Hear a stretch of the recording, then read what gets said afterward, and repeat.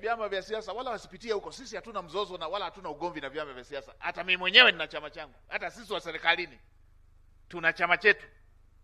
Ndio katiba inavyosema, hamna serikali itaundwa bila kupitia chama chochote cha siasa. Wala hatuna mzozo na vyama vya siasa.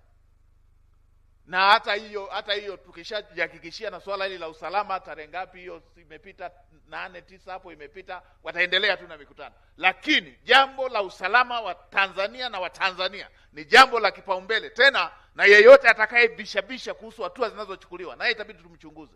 Ana maslahi gani na jambo hilo? Sisi tunataka nchi iwe salama. Tunataka hata hao wanaofanya mikutano ya hadhara wawe salama. Watanzania mnasahau mapema.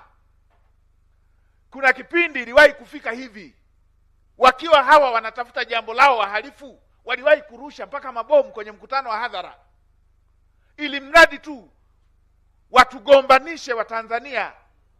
Leo hii waje warushe bomu waumize watu kwenye mkutano wa hadhara. Nani ataulizwa? Waseme serikali hiyo. Mnaona?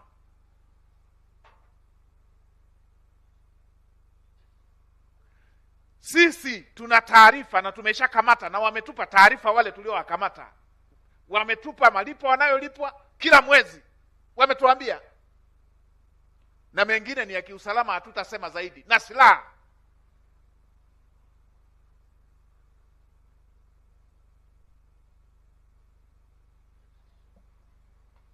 Hiyo michezo nilisema na jana tunaijua.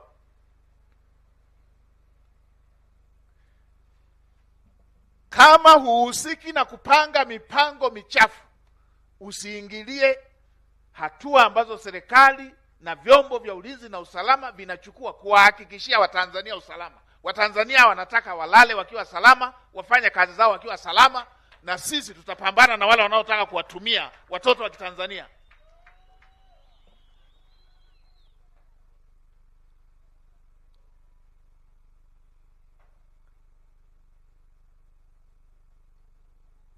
Tunataka kushughulika na masuala ya usalama wa nchi yetu, usalama wa wananchi wetu, usalama wa rasilimali zetu.